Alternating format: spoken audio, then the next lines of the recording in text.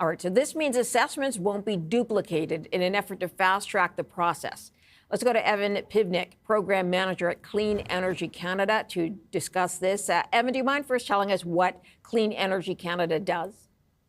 Yeah, thanks for having me on. Clean Energy Canada is a national think tank here in Canada, works with provinces and the federal government to inform how Canada can best navigate the energy transition and advance climate policy in the country. Okay. Do you believe the kind of cooperation we heard about today will actually speed up the process first of building roads to the area? Yeah, I think in general, today's announcement is certainly has positive prospects for projects in the Ring of Fire, but it's also more general right across Ontario.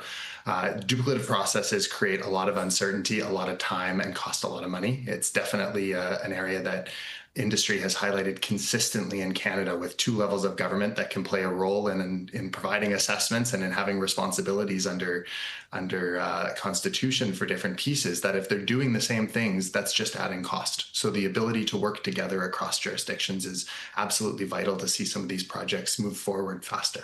How different are the environmental assessments that they do at the federal level versus the provincial level? It really depends on the different aspects. So both have constitutional responsibilities for different aspects, but in the Canadian Constitution, there's also a lot of overlap in certain areas. And so that's where you can end up with duplicative processes where it's the same thing being assessed using slightly different requirements, different reporting.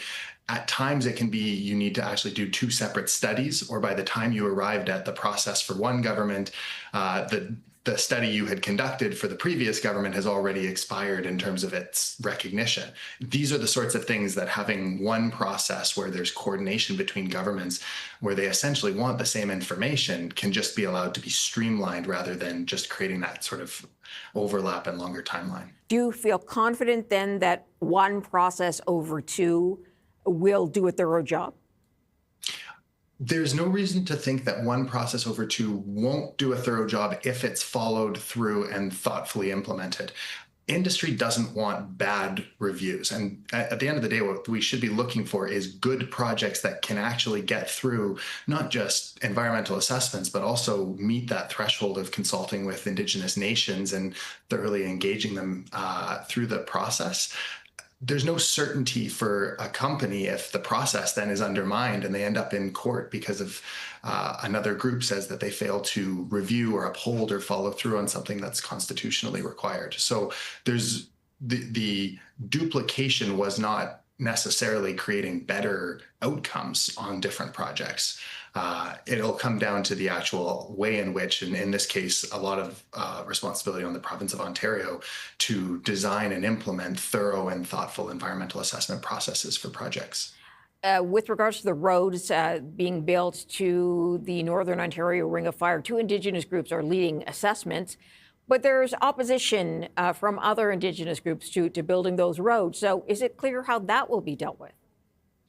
Yeah, with the environmental assessment processes themselves, those have to do with the engagement of and then the different details for. Governments have a responsibility to consult, engage with, and build in to these processes Indigenous rights and title where they exist. That is going to be responsibility heavily on governments for each of these individual projects. I wouldn't say this provides clarity of exactly how that will be moved through, but it does create one table, one process where some of those conversations can then take place. Okay, so what is your bigger take on the project? The Ring of Fire has been discussed in the province of Ontario for decades, and the challenge has always been the amount of money and physical effort it will take to get that infrastructure built. If they can get it done and if they can get it fast-tracked, what is your big take on this project?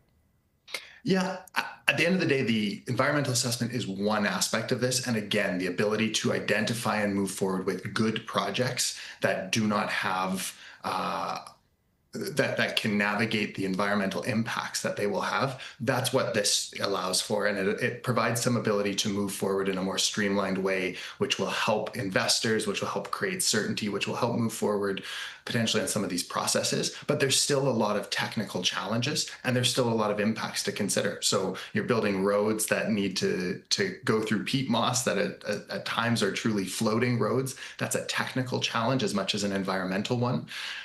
You've got, as you've said, big costs and long distances to also build out other infrastructure, electricity, to ensure these mines can be powered.